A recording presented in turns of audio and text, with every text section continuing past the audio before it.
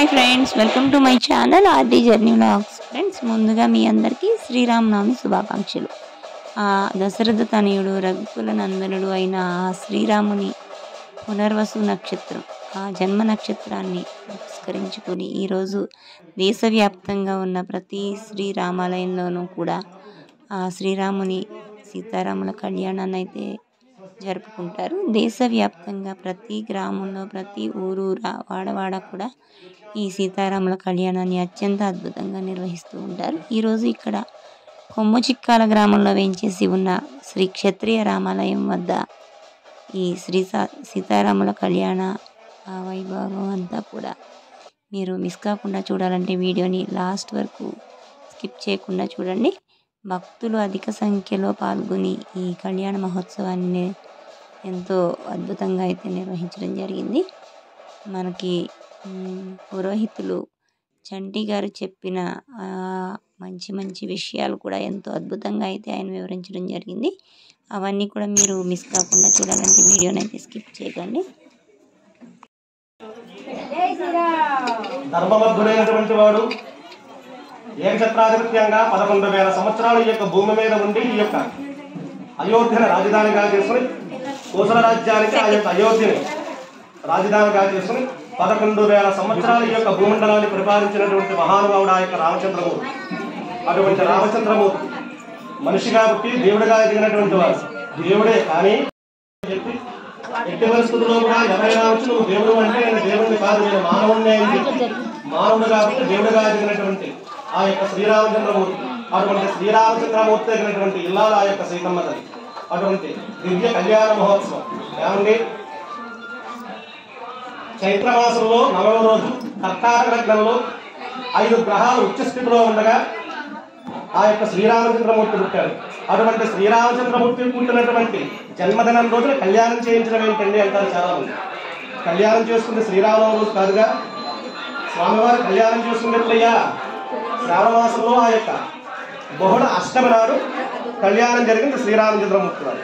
అయితే చైత్ర మాసంలో శుద్ధ నవమ నాడు ఆ యొక్క శ్రీరామచంద్రమూర్తి కళ్యాణం చేసుకుంటాం. కారణం ఏమిటయ్యా అంటే రాముడు పుట్టిందే లోక కళ్యాణం కోసం అని చెప్పి, రాముడు పుట్టిందే లోక కళ్యాణం కోసం అని చెప్పి ఆ రోజునే కళ్యాణం చేయడం జరుగుతుంది. రాముడు పుట్టినటువంటి రోజునే ఈ యొక్క లోక కళ్యాణం కాబట్టి ఆ రోజున ఆ యొక్క స్వామివారి యొక్క దివ్య కళ్యాణ మహోత్సవం. అటువంటి దివ్య కళ్యాణ మహోత్సవం తర్వాత రక్షాబంధన కార్యక్రమం భజంత్రి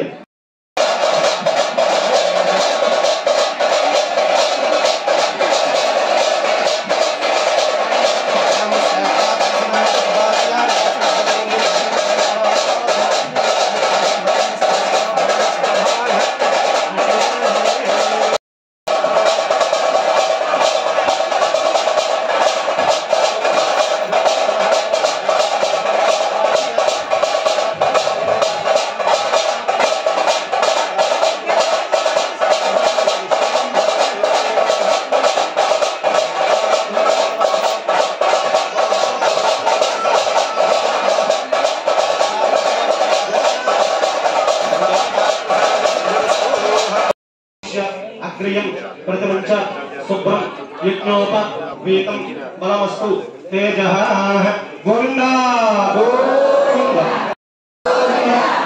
వాం యజ్ఞోపవీతం బలమం పవిత్రం ప్రజాపతేర్య సహజం వరస్తాః ఆయుష్యమగ్రియం ప్రతిమంచ శుభ్రం యజ్ఞోపవీతం బలమస్తు తేజః భజంత్రి రామదేవతాభ్యో నమః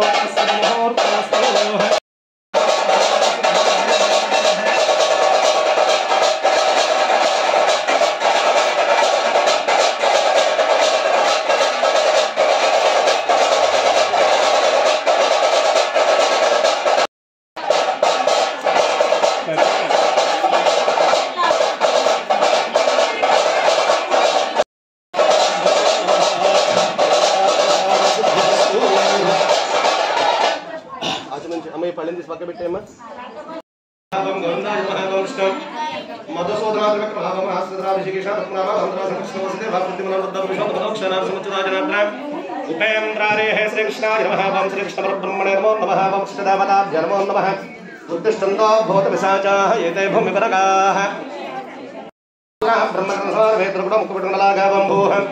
వం బవహవం సవహవం మహాంజనహం తవహవం సత్యం తత్సవిత్రవరే నిమ్మర్గో దేవస్థిత మహేదియాజన ప్రచోదయాత్ ఓమాపూజ్యోతిర సమృతం బ్రహ్మవర్గో వత్సవరాం మమారుగొండలాగా నమస్కారం చేయండి పూర్వోక్తేవంకర విశేష విశిష్టాయాం సోదరో శ్రీమాన్ గోత్రహాం శ్రీధరం సుభద్రస్య హరికృష్ణరాజరమణేస్య ధర్మవత్తే సమేత్స్యాధర్మజ సుభద్రస్య హరికృష్ణరాజరమణేస్య ధర్మవత్తే సమేత్స్యా సౌభాగ్యవత్యాయుష్యా భవత్యర్థం సహ కుటుంబానాం ఇద్దరు కూడా నమస్కారం చేసుకోండి. మమ అస్మాకం సహ కుటుంబానాం క్షేమ స్థైర్య ధైర్య విజయ అభయ ఆయు ఆరోగ్య ఐశ్వర్య అభివృద్ధి సీతా సమేత రామచంద్రమూర్తి దేవత దివ్య కళ్యాణ మహోత్సవాన్ గత్వేన లక్ష్మీనారాయణ స్వరూపస్య వరస్య వరపూజాం కరిష్యే. మనం పెళ్లిళ్ళల్లో అని చెప్పి పెళ్లి కొడుకు ఆ యొక్క పెళ్లి కొడుకునే లక్ష్మీనారాయణ స్వరూపంగా మామగారు అక్షంతలు వేసి కాళ్ళు కడుగుతాడు. ఇదేంటండి పెద్దవాళ్ళ నుండి చిన్నవాళ్ళు కాళ్ళు కడగడం ఏమిటి నేను ఎందుకోసమయ్యా అంటే అల్లుడు గొప్పవాడిని కాదు, తన కూతురు గొప్పది అని. తనకి పుట్టినటువంటి కూతురు లక్ష్మీదేవి.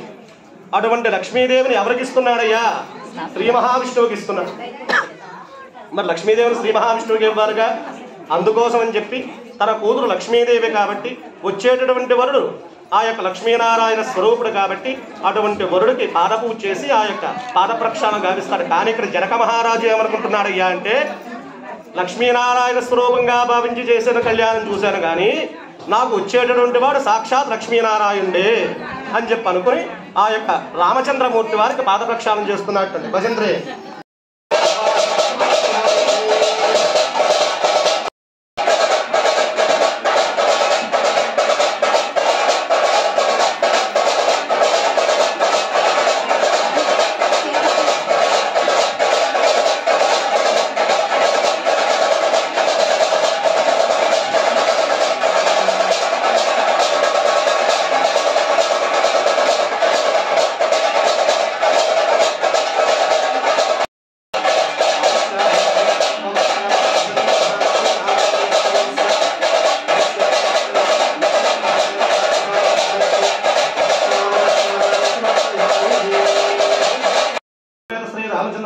కళ్యాణ మహోత్సవం స్వామివారిని నమస్కరించు నూతన వస్త్రమో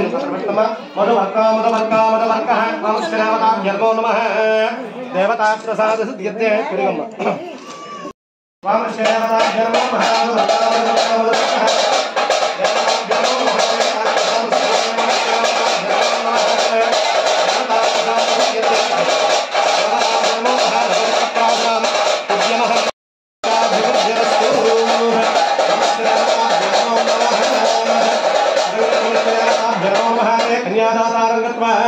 ఆయుష్యాభివృద్ధ్యర్థం. పాదపక్షాన పూర్తయిన తర్వాత అత్తగారు ఏం చేస్తుందయ్యా అంటే పెరుగు బెల్లం మొక్క పెడుతుంది అల్లుడు. కారణం ఎందుకయ్యా అంటే తన పితృవంచకంలో చేరిపోతున్నాడు అని. పితృవంచకము అంటే తల్లికి ఎప్పుడూ కూడా 5 కొడుకులు ఉంటారు. తన కడుపున పుట్టినటువంటి కొడుకు ఒకడు. అదేవిధంగా తాను కన్యాదానం చేయగా వచ్చినటువంటి అల్లుడు కూడా కన్యాదానం చేయడం చేత పితృవంచనంలో ఒకడు అయిపోతాడు. అందుకే బెల్లం ముక్క పెరుగు పెడతారు. కారణం ఏమిటయ్యా అంటే నేను కూడా నీ తల్లితో సమానం నాయన అని చెప్పడానికి. 2 ఇకపోతే ఎవరైనా ఉపనయనం చేయడానికి ఎవరికి అధికారం లేనప్పుడు తన దగ్గర స్తోమత ఉండి ఒక కుర్రవాన్ని తెచ్చుకుని వారికి ఉపనయనం చేసింది. అక్కడ తల్లి అయిపోయింది.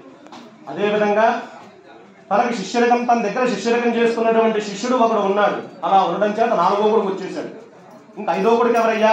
ఎవరైనా వచ్చి నా దగ్గర ఏమీ లేదు అని సహాయం అడుగుతాడే ఆ సహాయం అడిగినటువంటి వారికి సహాయం చేయడం 5వ కొడుకు అయిపోయాడు. ఇలా 5 కొడుకులు తెచ్చుకుంటున్న ఆ యొక్క తల్లి. అదేవిధంగా లేదండి అనేటటువంటి వాడు ఎవడు ఉండడు. కారణం ఏమిటయ్యా అంటే తాను భూమి మీద పుట్టిన తర్వాత 5 రుణాలతో పుడతాడు, 4 రుణాలతో పుడతాడు. ఏమిటయ్యా ఇక 4 రుణాలు? తనకి సంతానాన్ని తన కన్నటువంటి తండ్రికి రుణం ఏ విధంగా తీర్చుకోవాలి? తనని కన్నటువంటి తండ్రికి రుణం ఏ విధంగా తీర్చుకోవాలి అంటే తాను కూడా వివాహం చేసుకుని వివాహం ద్వారా సంతానాన్ని పొందితే తండ్రి యొక్క రుణం తీరిపోతుంది. మళ్ళీ తల్లి రుణం తీరుతుందా? తల్లి రుణం తీరేది కాదు. ఏమి చేసినా తీరు కాదు తల్లి రుణం. తండ్రి రుణం మాత్రం తీరిపోతుంది. ఏ విధంగా తీరిపోతుందయ్యా? తన కన్నటువంటి మనవుడు ఏ విధంగా అయితే పుట్టాడో తన కొడుకు ఒక సంతానం కలగానే తండ్రి యొక్క రుణం తీరిపోతుంది. ఇకపోతే భూత రుణం. భూతులు అనాలంటే పంచభూతాలు మనకు ఉన్నాయి. పృథివీ, ఆకాశ, తేజో, వాయు, ఆకాశాలు. ఈ యొక్క ఐదుని కూడా మనం వీటికి ఏమైనా ఫీజు కట్టి మనం ఏమైనా పీల్చుకోవట్లే, గాలి పీల్చుకుంటున్నాం. ఆ యొక్క గాలికి ఏమైనా మనం డబ్బులు కడుతున్నామా? వీటికి కూడా మనం డబ్బులు కట్టడం లేదు. కారణం ఏమిటయ్యా అంటే ఈ యొక్క పంచభూతాల యొక్క రుణం తీర్చుకోవాలి. ఈ యొక్క పంచభూతాల యొక్క రుణం తీర్చుకోవాలంటే ఏం చేయాలయ్యా? యజ్ఞం కానీ యాగం కానీ చేయాలి. అలా యజ్ఞము యాగము చేయాలయ్యా, నేను ఒక్కడే చేస్తానంటే కుదురుతుందా? కుదరదు. పక్కన భార్య ఉండాలి. ఆ యొక్క భార్య సంకల్పం చెప్పాలి. అక్షంతలో నీళ్లు వదిలిపెట్టాలంటే ఆ యొక్క భార్య నీళ్లు పోస్తే తప్ప ఈ యొక్క అక్షంతలో నీళ్లు వదిలిపెట్టలేడు ఈ యొక్క భర్త. అందుకోసం చెప్పి వివాహం చేసుకోవాలి. అలా భూతరణం. ఇకపోతే ఋషి రుణం. ఋషి రుణం అంటే దివ్య కళ్యాణ మహోత్సవ గత్వేన కన్యా దాన సమయే మహాసంకల్ప మంత్రపఠనం కరిష్యే. మధ్య వేలతో నేను ముట్టుకోండి.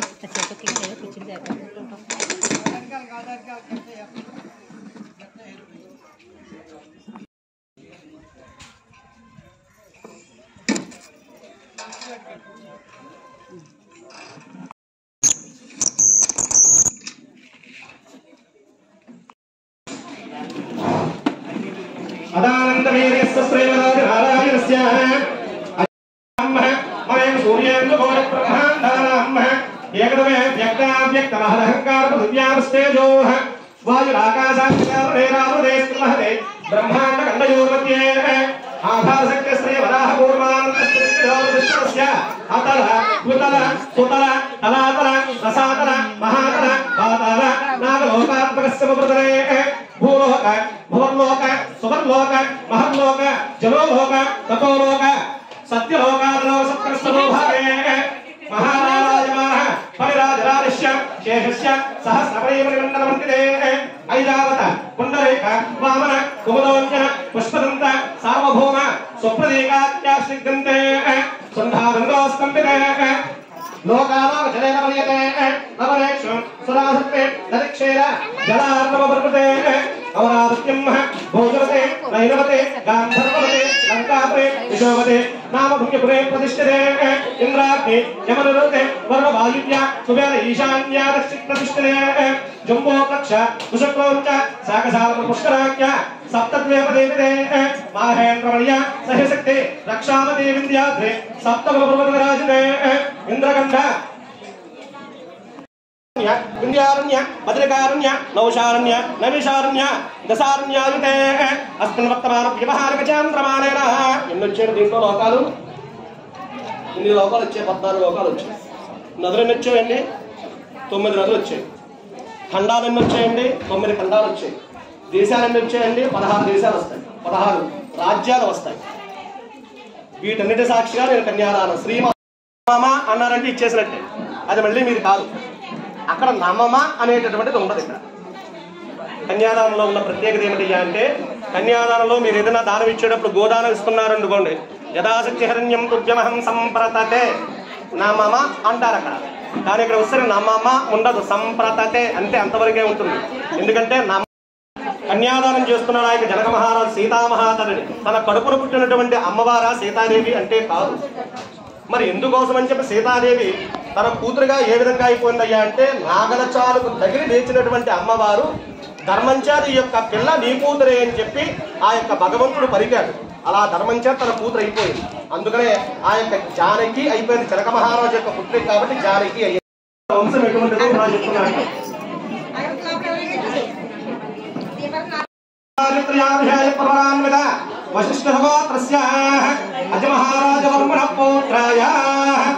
రామచంద్రమూర్తి గారి యొక్క ముత్తాత గారి పేరు అజమహారాజు. చతుస్సాగరవర్యంతం గోబ్రాహ్మణే శవం భవతో వాసిష్ఠేంద్ర ప్రవరాన్విత వశిష్ఠగోత్రస్య రఘుమహారాజవర్మణ పౌత్రాయ. తాతగారి పేరు రఘుమహారాజు. చతుస్సాగరవర్యంతం గోబ్రాహ్మణే శవం భవతో వాసిష్ఠేంద్ర ప్రవరాన్విత వశిష్ఠగోత్రస్య దశరథ మహారాజవర్మణ పుత్రాయ. తండ్రి గారి పేరు దశరథ మహారాజు. దశరథ అంటే 10 దిక్కుల్ని కూడా గెలిచినటువంటి వాడు కాబట్టి ఆ యొక్క దశరథ మహారాజు పేరు వచ్చింది. చతుస్సాగరవర్యంతం గోబ్రాహ్మణే శుభం భవతో వాసిష్ఠ ఇంద్ర వాసిష్ఠుడు, ఇంద్రుడు, ప్రముదుడు అనేటటువంటి ముగ్గురు ఋషులుగా కలిగినటువంటి వాడు. వశిష్ఠ గోత్రంలో పుట్టినటువంటి వాడు 10 దిక్కుల్ని గెలిచినటువంటి ఆ యొక్క దశరథ మహారాజు గారికి పుత్రకామేశ్వరి యాగం చేయగా పుట్టినటువంటి వాడు ప్రథమ కుమారుడు ఆ యొక్క శ్రీరామచంద్రమూర్తి. చైత్రమాసంలో శుద్ధ నవమ నాడు కర్కాటక లగ్నంలో 5 గ్రహాలు ఉచ్చస్థితిలో ఉండగా ఆ యొక్క శ్రీరామచంద్రమూర్తి పుట్టాడండి. ఎవరికి కూడా సాధారణంగా 5 గ్రహాలు ఉచ్చస్థితిలో ఉండవు, మనకు ఒక గ్రహం ఉంటేనే కష్టం. అటువంటి శ్రీరామచంద్రమూర్తికి 5 గ్రహాలు ఉచ్చస్థితిలో ఉండగా పుట్టాడు ఆ యొక్క శ్రీరామచంద్రమూర్తి. చతుస్సాగరదింతం గోప్రాహ్మణే ద్విషభం భవతో వైశ్వాన క్రమదుచ్చం ధనంజహత్రయాభిషాయ ప్రవరాన్విత ధనంజహవాత్రస్య హర్స్వరోమ మహారాజ వర్మణోనప్రే. మొత్తాది గారి పేరు హర్స్వరోమ మహారాజు. చతుస్సాగరదింతం గోప్రాహ్మణే ద్విషభం భవతో వైశ్వాన క్రమదుచ్చం ధనంజహత్రయాభిషాయ ప్రవరాన్విత ధనంజహవాత్రస్య స్వర్ణరోమ మహారాజ వర్మణ పౌత్రే. తాతగారి పేరు స్వర్ణరోమ మహారాజు. చతుస్సాగరపర్యంతం గోబ్రాహ్మణే ద్విషభం భవతో వైశ్వాన క్రమదుచ్చం ధనంజహత్రయాభిషాయ ప్రవరాన్విత ధనంజహవాత్రస్య జనక మహారాజ వర్మణ పుత్రీం. చతుస్సాగరపర్యంతం గోబ్రాహ్మణే ద్విషభం భవతో వైశ్వాన క్రమదుచ్చం ధనంజహత్రయాభిషాయ ప్రవరాన్విత ధనంజహగోత్రోద్భవేం శ్రీ మహాలక్ష్మీ స్వరూపిణీం సీతామహాలక్ష్మీ దేవీ నామ్నేం కన్యాం మంత్రాన్ వారాన్ ప్రహుణయాతు. భజంత్రే వాయించండి అయ్యా.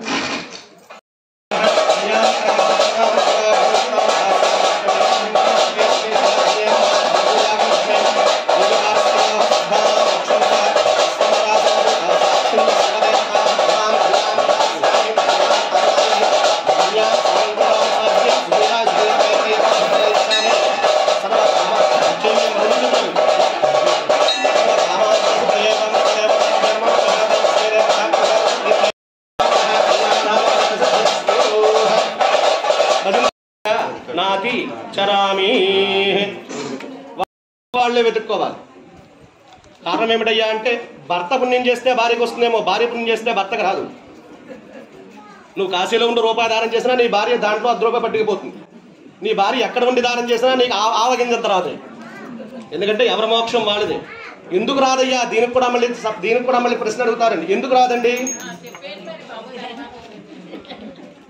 నేను దానం చేస్తాను, నా భార్యకి వెళ్ళిపోతుంది. నా భార్య దానం చేస్తూ నాకెందుకు రాదండి? కారణం ఏమిటయ్యా అంటే నువ్వు ఎంత కోటీశ్వరుడు అయినా, నువ్వు ఎంత సంపాదించినా, నువ్వు తాళి కట్టిన ఉత్తరక్షణంలో నువ్వు సంపాదించిన ఆస్తి యావత్తు కూడా భార్యదే. ధర్మం ఆ విధంగానే చెప్పింది. నువ్వు ఎంత సంపాదించినా, నీకు ఎంత ఆస్తి ఉన్నా, ఏమున్నా, ఎన్ని చేసుకున్నా సరే, నువ్వు తాళి కట్టిన ఉత్తరక్షణంలో 7 అడుగులు వేసిన ఉత్తరక్షణంలో నువ్వు సంపాదించిన ఆస్తి ఎవరయ్యా? యజమానురాలు ఎవరయ్యా అంటే భార్యటండి, భర్త కాదు, యజమానురాలు. అందుకంటే ఇంటికి యజమానురాలు ఎవరయ్యా అంటే భార్యని చెప్తారు, భర్తని చెప్పరు. ఇంటికి యజమానురాలు భార్య. అందుకోసం అని చెప్పి ధర్మ అర్థ కామాలు ఈ 3ని కూడా ప్రమాణంగా చేసి కన్యాదాన పరస్సరం పరగరోర్ విప్రాశిషానుగ్రహం ఏంటి సూత్రాన్వితం శ్రీ సీతారాఘవయోర్ వివాహ సమయే ధ్యేయాజనం మంగళం సుముహూర్తే సావధాన శుభలగ్నే సావధాన శ్రీలక్ష్మీనారాయణ ధ్యాన సావధాన పద్మరాగాయుత న్యస్తారాఘవమస్తకే శబర సత్కుంభ ప్రసూనాయుత సస్తాశ్యామలక లక్ష్మీనారాయణ ధ్యాన సావధాన. ఈ శ్లోకం లేకుండా శుభలేఖ ఉండకూడదు. శంకరాచార్యుల వారు చేసినటువంటి లగ్నాష్టకాలు అంటారు దీన్ని. ఈ యొక్క శ్లోకం లేకుండా శుభలేఖ మీద ఉండకూడదు. కారణం ఏమిటయ్యా అంటే జానక్య కమలామలాం జలపుటే యాపత్మరాగాయుత. అమ్మవారు తలంబ్రాలు పోస్తోంది, ముత్యాల తలంబ్రాలు పోస్తోంది. అమ్మవారు ఎర్రగా ఉంటుంది కాబట్టి అమ్మవారి చేతిలోకి తీసుకోగానే ఆ యొక్క ముత్యాలు ఎర్రగా మారిపోయాయి. ఆ ముత్యాలు శ్రీరామచంద్రమూర్తి వారి మీద పోశారు అమ్మవారు. శ్రీరామచంద్రమూర్తి నీలమేఘశ్యాముడు కాబట్టి అవి నీలంగా మారిపోయాయి. అలాగ పోసుకున్నారు ఆ యొక్క సీతారాముడు అని చెప్పి ఈ యొక్క శ్లోకాన్ని చెప్పారు ఆ యొక్క శంకరాచార్యుల వారు. అందుకోసం చెప్పి ఈ యొక్క శ్లోకం లేకుండా లగ్నపత్రిక కానీ శుభలేఖ కానీ ఉండకూడదు.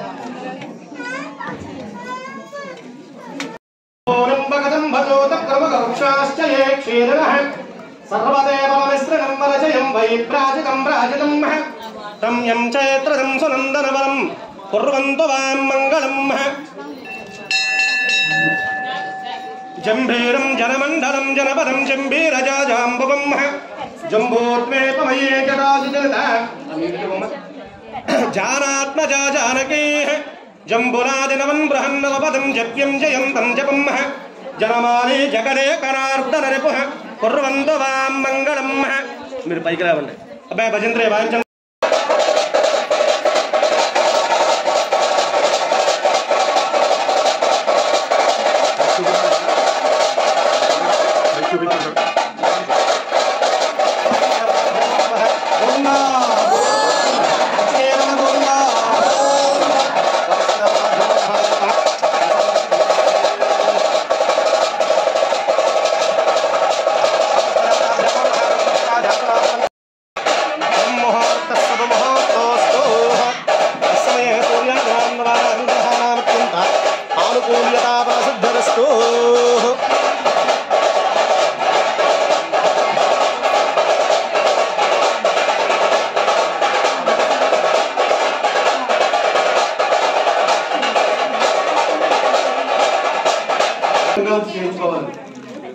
పట్టాభిషేకంలో కూర్చునేటటువంటి వారు దంపతీయుక్తంగా కూర్చోవాలి. ఒక్కడమే కూర్చుంటానంటే కుదరదు. దంపతీయుక్తంగా వచ్చి పట్టాభిషేకం దాంట్లో కూర్చోవాలి. దీనికి సామాగ్రి ఏమీ లేదు.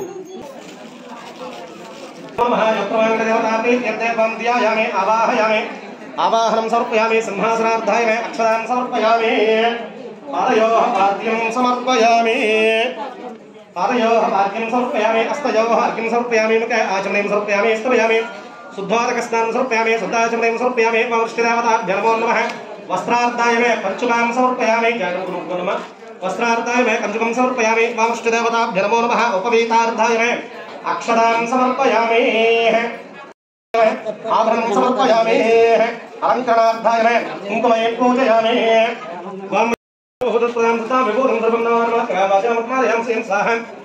స్వధాం సదాం ధన్యాం రణమయం లక్ష్మీ కృష్ణ విపావరేమ దింజతి దిందితాం సదా సదా నిమమామి మలాం కాంతాం క్షీరోధవ సముద్రహరాం ప్రతిమగాం రిమలాం శోభాం ప్రదాం దిత్తాం లోకశోభనాం శ్రీమమామి ధర్మయాం కర్ణాం లోకమానం ప్రక్రియాం మహస్తాత్మాక్షం సంతాం స్ప్రమాల్యాం భ్రాంత్యాం మాస్త్రేం ప్రవృణయాం రారోహం యశస్వనేతం ధారాంగాం హరణే సమోహరం దరదాని గతం సత్యం శ్రేయ సౌమ్యసం ప్రధాన ఉపేష్మదాం ధారలక్ష్మీ వసుప్రదాం సుభాగ్రమ్య ప్రాకారం సముద్ర తలయాం జయం నమామి మంగళాం దేవే విష్ణు వక్షస్థలస్థితాం విష్ణువత్యం ప్రసన్నాక్షి నారాయణ సమాస్థితాం దారిద్రం సరం దేవీం సర్వోపద్రవణీం ధర్మకాం మహాకాళీం పరమవిష్ణు సమాత్మకాం త్రికాల జ్ఞాన సంపన్నాం నమామి భువనేశ్వరీ మాతం నమామి కమలే కమలాజిదాక్షి శ్రీ విష్ణు కమలరాజన విశ్వనాథాక్షీరాజ జయ కమలగోమర గర్భగౌరీ లక్ష్మీ ప్రసేదహసం నమతాం శరణ్యే వంశే అప్రమంగళ దేవతాభ్యో నమో నమః. అలంకరణార్థాయ మే యదాసి కుంకుమార్చనం సమర్పయామి. ధూపమాగ్రాపయామి. మేము అని అర్థం సంస్కృతం. మమ అంటే నేను, లేకపోతే మేము. అయితే దేవతా పెళ్లిలోకి వచ్చేసరికి ముఖ్యంగా సీతారాముల యొక్క పెళ్లిలోకి వచ్చేసరికి మాత్రం లోక జీవన హేతున అంటారు. అంటే లోకం బాగుండాలని కళ్యాణం చేస్తున్నామయ్యా అని చెప్పి.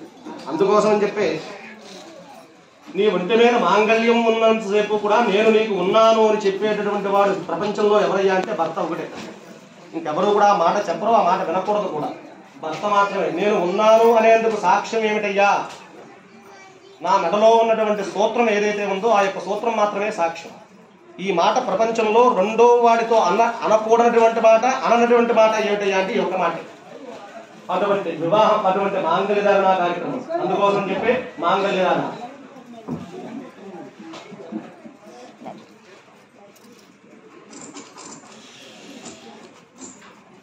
తంతునానేన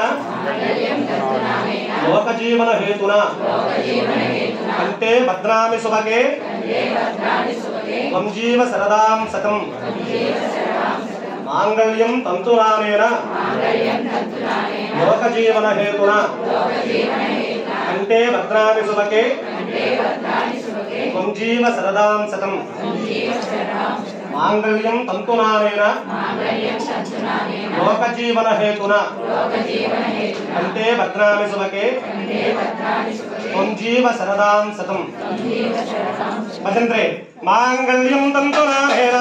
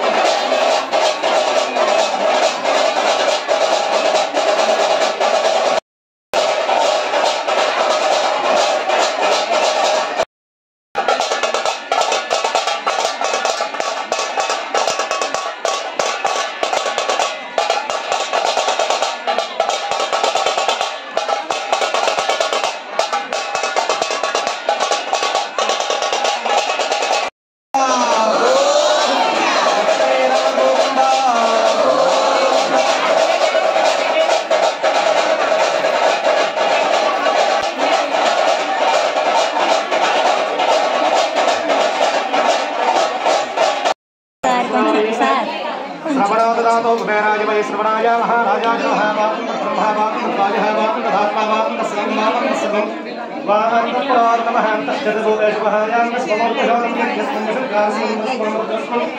विष्णुस्वं ब्रह्मत्वं प्रजापतिः सतदामापोज्योतिसंपदं भवोर्मत्सरामीश्वर सर्वभूतानां ब्रह्मादिमतिर्ब्रह्मणादिमतिर्ब्रह्मा शिवो मे अस्तु सदा शिवां वां विष्णुदेवतां नमो नमः सुवर्णदिव्यमन्त्रपुष्पं समर्पयामि देवताभ्यो श्री नागराजु पेरेंटी శ్రీ నాగరాజు వెంకట సత్యనారాయణ రాజు తమ తోబుట్టువు బాబగారు సీతాసమేత శ్రీరామచంద్రమూర్తి దివ్య కళ్యాణ మహోత్సవం ఇరువురిని కూడా అక్కడి నుంచి నమస్కరిస్తూ నూతన వస్త్రధం ఎలా పట్టిన ఆ పళ్ళెం బలంగా ఇచ్చే పళ్ళెం కూడా వాళ్ళకి ఇచ్చే సమానం భవత సదా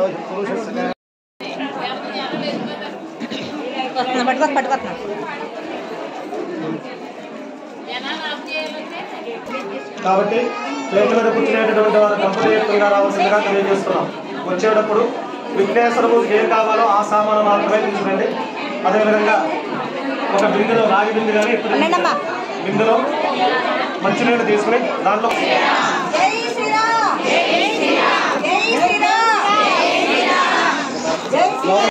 బియ్యం కూడా దాంట్లో కోసం బియ్యం